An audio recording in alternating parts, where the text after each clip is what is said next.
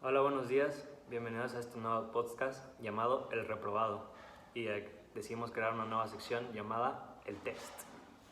Muy bien, el planteamiento del tema es que vamos a hablar sobre lo que es Víctor Frankenstein, que sería la obra cinematográfica, y la obra literaria de Mary Shelley, que se llama Frankenstein o el moderno Prometeo. La obra literaria escrita por Mary Shelley y la película hecha por Paul McGuigan. Muy bien, y el primer tema que vamos a tocar pues es lo que es la belleza según el libro y la película.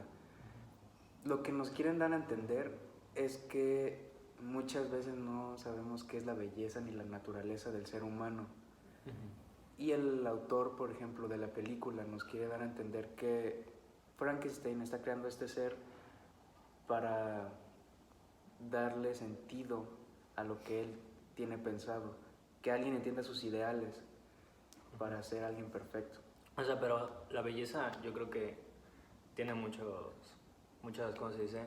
Muchas formas de verla. Puede ser una belleza tanto estética como del pensamiento. Creo que en el libro, o sea, Down me menciona mucho el romanticismo. Veo muchas escenas donde Victor Frankenstein, cuando está redactando su historia, habla de lo bella que es su prima, por ejemplo. Ese es un ejemplo de la belleza para él.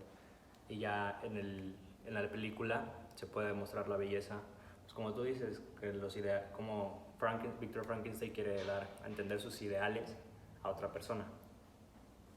Y creo que también se puede ver la belleza en la ciencia, en la película y en el libro, que como se pega a una criatura que ya está muerta y se como la vuelve a vida. Es como la belleza de se volver a algo que ya... De volver a vivir, ¿no? Sí, de volver a vivir. Y hablando de lo de la muerte, o sea, ¿cómo es que la belleza se puede transmitir en un ser que está muerto pero lo vuelven a la vida? Pero ¿cómo se transmite esa belleza con los ideales de tu creador? O sea, Pues es que yo creo que no se puede. O sea, al menos que compartieran el mismo cerebro, que creo que es imposible hasta el día de hoy. y en este caso Frankenstein nace sin ninguna conciencia, no sabe nada, no sabe hablar, caminar, nada. Pero poco a poco va conociendo a las personas y al ser humano y se da cuenta de qué tan terribles somos. O sea, Pues sí, pero, o sea, Como también muestra la belleza de la inocencia, ¿no? ¿oh? Cuando se vuelve a vida se muestra la belleza de la inocencia, porque cuando se vuelve a vida ya como no se recuerda de nada y como se vuelve a vida inocente y por eso percibe cómo es nuestra esencia. Pero también, o sea, la belleza de la vida también es relativo, porque para ti la vida puede ser una cosa, para mí otra y para él otra, y para Victor Frankenstein podría ser otra. así es. Así es. Entonces, retomando otro tema, por ejemplo, la ciencia. ¿Ustedes qué ven en las dos obras? Pues muy fácil, o sea, en las dos obras se comparte ese tema que es la ciencia. Por ejemplo, en el libro, en la historia de Victor Frankenstein, él menciona que siempre ha sido fanático de la ciencia, y también en la película se ve esa esencia de la ciencia con Igor y con Victor Frankenstein también, que son, o sea, yo creo que se concentran un poco más en la ciencia de la biología, que pertenece a la del ser humano. Ajá, Y pero ya. si te das cuenta, hay un momento en el que Víctor Frankenstein está cansado tanto de la ciencia que decide casi dejarla, hasta que alguien en la universidad Sí, un profesor, ¿no? le dice que no deje sus ideales. Entonces, a veces la ciencia no siempre te va a encaminar al lado bueno, a veces puede que arruines tu vida metiéndote mucho en la ciencia, como por ejemplo Víctor Frankenstein. Como lo hizo con el monstruo. Ajá. Sí. ¿Tú quieres decir algo de la ciencia? Bueno, retomando, Víctor Frankenstein se metió tanto en la ciencia que creó un monstruo. Un monstruo que no le sale bien. Así es, quiso estudiar tanto a los seres humanos que no le salió muy bien.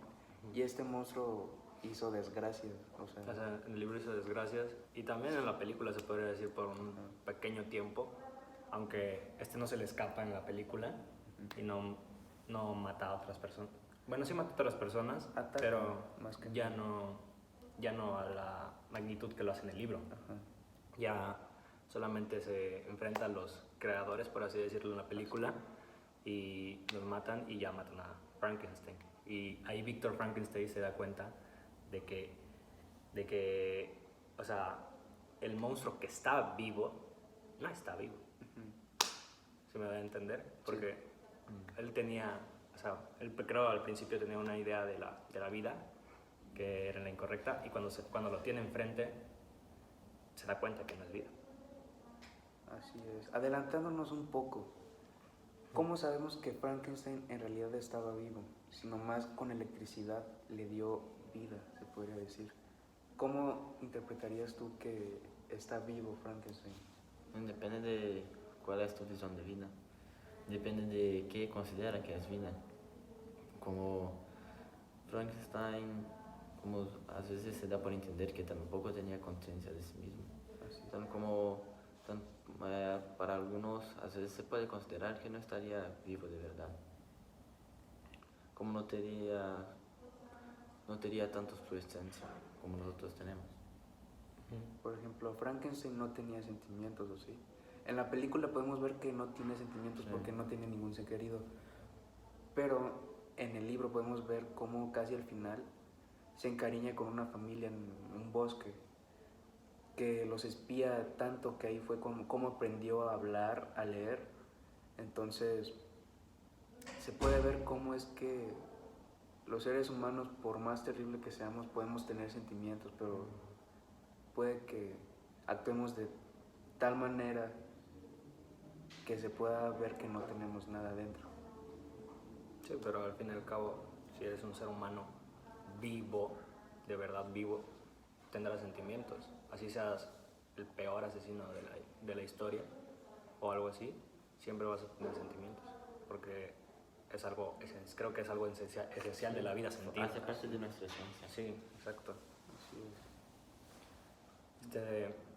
¿Quieres hablar ahora vamos a hablar de lo del Género. el género, que es un género gótico.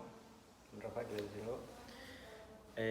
Bien, la obra es un género gótico, aunque la escritora no lo escribió en su época, que es como la historia se da en una época medieval, pero cuando la escribió ya no era una época medieval. Y bien, como el género gótico no se puede confundir tanto con el género de terror también, se difiere un poco. Sí, porque el terror creo que es más como te sorprende y te da un susto, por así decirlo. Y el género gótico creo que es más como suspenso, ¿sabes? O sea, no te da miedo, por así decirlo, porque sí te causa cierta intriga, creo yo. Es más, yo tuve una experiencia. Es más intriga que miedo. Ajá. Sí. En el terror es más como de sientes como tu corazón se agita, mientras que, por ejemplo, Frankenstein yo sentía otro tipo de agitamiento del corazón porque no sabes qué va a pasar, o por ejemplo cuando se muere alguien, un personaje, sientes como que rayos ya pasó, o sea, qué va a pasar ahora, o sea, pero no sientes como el miedo de una obra de terror, o sea, es diferente, pero tienen sus similitudes. Sí, tiene sus similitudes. Por ejemplo, el sentir del corazón, por ejemplo, sí se acelera, aunque no de la misma manera, se acelera. Pero pero creo que el gótico es como un aceleramiento del corazón más lento y como que te hace pensar qué va a pasar, ¿sabes? Es como más psicológico. Ajá. No como te ataca tanto como el terror, como el jump scares y todo. Es como te vas poniendo pensamientos poco a poco, que te causa intriga y todo. Pero dándonos más, bueno, vamos yéndonos más a lo que es el contexto de la escena, nos damos cuenta que nos explican como si estuvieran en una escena medieval, pero no es la época en la que fue escrita o fue hecha la película. Porque el libro fue escrito en 1800. Así es. Y obviamente no coincide con la época medieval.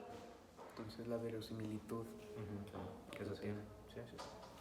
Bueno, creo que ahora es hora de abarcar un tema que se hace presente tanto en la obra como en el libro, es la culpa. Así ¿Están de acuerdo conmigo? La culpa, que es algo importante en la historia de Víctor Frankenstein, que es en el libro siente culpa cuando crea el monstruo y se le escapa, y obviamente el monstruo hace desastres, mata personas, y ahí siente una culpa. Y en el libro se puede ver de otra manera, que donde más impacta su culpa es en la muerte de su hermano, cuando le explica que dice que su hermano se sacrificó por él en una tormenta de nieve, si no me equivoco, si no mal recuerdo, y ya lo protegió, y por eso él decide crear al monstruo. Por eso se obsesiona tanto con la vida. Y creo que en esta parte de la película se difiere bastante del libro, ¿no? Como en el libro es como más el monstruo es como resultado de su sentimiento de culpa. En la película no tanto. Ajá. Pero si se dan cuenta, Víctor Frankenstein no lo hizo con sus manos, o sea, no mató a esa gente con sus manos. No. Fue su monstruo. Pero él siente culpa porque él lo creó, jugó a ser Dios, creando un ser Sí. que... Pero todavía como se considera su culpa, pero yo también considero su culpa. Como ninguém lo hizo crear al monstruo, él lo hizo porque quiere. Y como no lo podía controlar, también es su culpa. Por eso creo que siente culpa y como por mí está cierto que sienta. Sí, porque hizo al monstruo, pero no pensó las consecuencias después. No. O sea, él pensó que iba a ser una persona buena, por así decirlo, y ya, pero no le salió bien. No sabía cómo iba a actuar. Y tal vez sí pudo haber sido buena, pero en el libro refleja cómo es que las personas se fijan mucho en lo estético y vieron a Frankenstein con cara de monstruo. Sí, eso, obviamente eso creaba un tabú, por así decirlo, a las personas, y lo veían de otra forma, o sea, lo veían como un monstruo, no como una persona. Y eso fue lo que hizo que Frankenstein se volviera malo, porque lo juzgaban por su apariencia y casi lo mataban en una parte. Entonces, ¿cómo es que la persona es tan mala con las personas así de apariencia? Entonces, sí, siempre el ser humano creo que es el peor enemigo del ser humano. Así es. Y bueno, el tema que está presente en las dos obras, obviamente, que es creo el tema principal, es la vida y la muerte. Para ti, ¿qué es la vida y qué es la muerte? Yo siento que la vida es más como el camino que tomamos prestado de alguien, el camino final de alguien que ya terminó. No sé si me voy a entender. O sea, es como si alguien ya terminó su camino, que es la muerte, y ese es como que el comienzo de otra vida, que es la vida.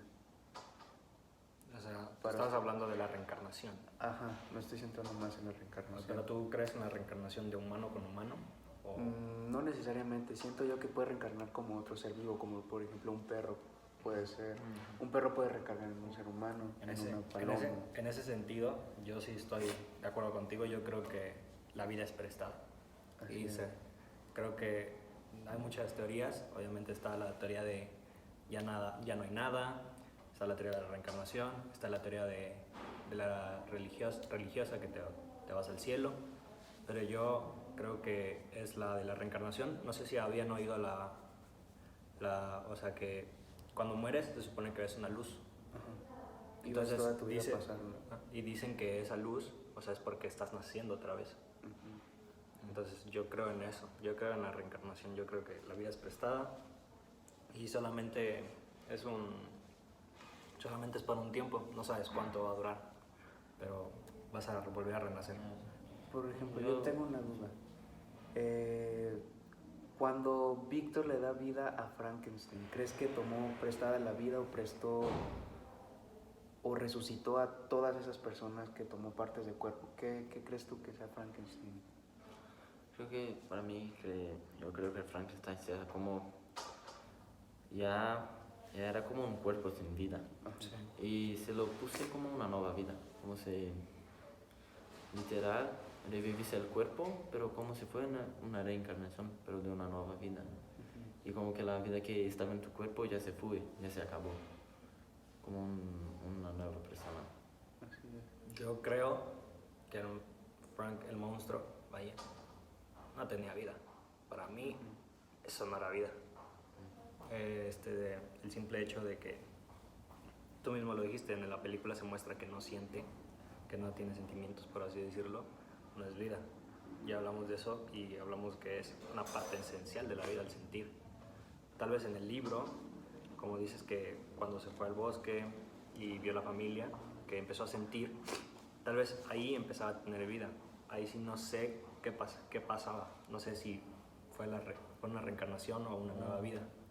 Yo me iría más a la parte de las partes del cuerpo. Por ejemplo, tal vez tenía el cerebro de la persona que lo tomó prestado y el corazón de otra persona. O sea, estaba como que conectado, pero no coincidían tanto. Eso fue lo que hizo, siento yo, que chocaran mucho su forma de ver al ser humano. Siento yo. Sí, porque se dice que las partes esenciales del pensamiento son la mente y el corazón, lo que te hacen sentir, lo que te hacen pensar. O sea, podría ser porque son de otras, o sea, no son de la misma persona las partes, Así es. son de otras personas.